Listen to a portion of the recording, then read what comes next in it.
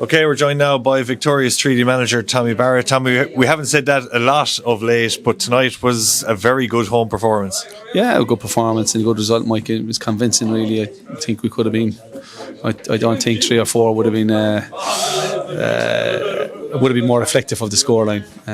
So yeah, happy with that. You're talking about the first half in particular, chance after chance. Stevie Christopher had 2 golden opportunities, but a bit disappointed you weren't further in front at the half-time interval.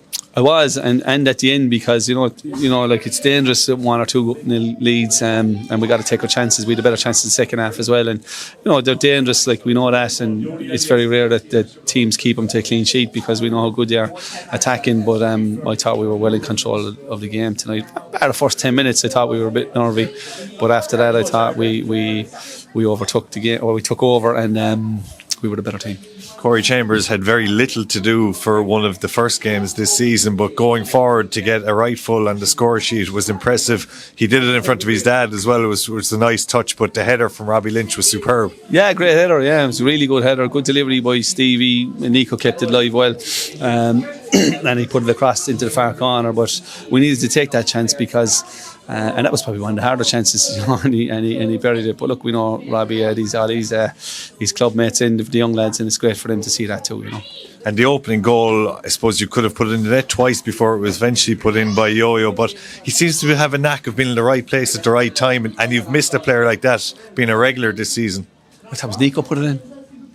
Yeah, I think Nico scored it. Yeah, do you want to do that again?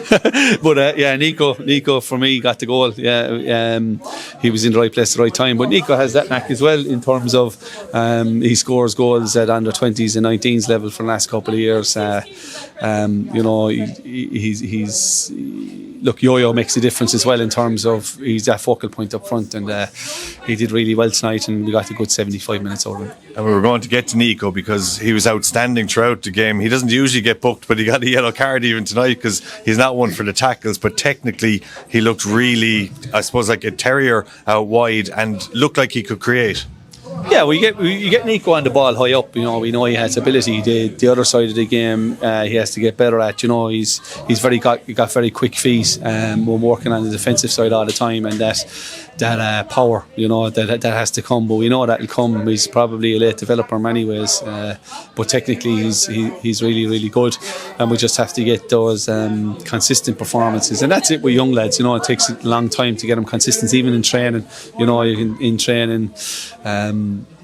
There's a lot of lads have to get up to the level in training as well. So, but look, we give them opportunities now between the end of the season. We'll dip lads in and out. And it's important to do that as well to bring young lads through. And when you speak of the young lads, Tommy, I mean, they continue to prosper in adversity as such, but against Bray this season, you've now taken 4 points off them here at home. They're in a playoff position. The gap is closed again back to 7 points. Other teams haven't picked up the points tonight that you would have expected. So all in all, it's a good Friday night and something that keeps the second half of the season very much alive. Yeah, of course it does, Mike, and that's important for us. Like I thought, just to mention another young lad there, like Fionn Doherty was really good tonight, and like I called it probably a couple of years ago that he was going to be a fullback. I didn't see him as a striker. Probably needed to play him a bit more there, and he'd be further along down the line. So that's something we need to look at as well in the academy, just identifying the lads a bit earlier in the positions that they're going to be best in and the best suited to. And I think Fionn is going to make a decent fullback in years to come as well. And he's done really well there tonight. So, but it is all to play for. But it always is. It's a long season. We keep saying that.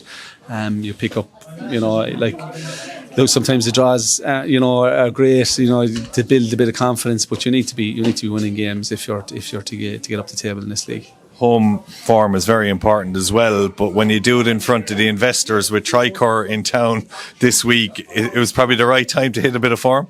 Yeah, I hope Chuck comes every week. He might get a flight over every week, so he'll be red-eyed. But yeah, it's great to see Chuck in town, and they've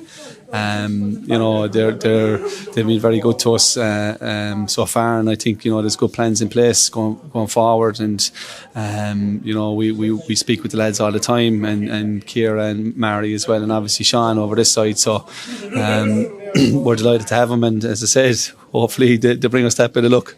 Do you sit down with him before he goes back and say, well, this is what you've seen now, Chuck, but if we had X and Y more, I could do more? Or is it just a case of meeting and greeting and getting on with things between now and the end of the season? No, I met Chuck already like Wednesday, and I've been in previous meetings via Teams as well. So, but they're very supportive of what we're trying to do, but we have to be, prudent as well. We've said that in the past, Mike. We have to build a platform and not go back to what's happened for the last 40 or 50 years, and the infrastructure development is very important, and we got to build that within and build the academy, and I'm all for that because as you know, and you've been through it as much as anyone for the last number of years, if I was at another club, I'd probably be saying give me a big budget and give me this and give me that, but at the same time we got to build it, and we got to build a fan base as well, and all those things come into it, and their results as well,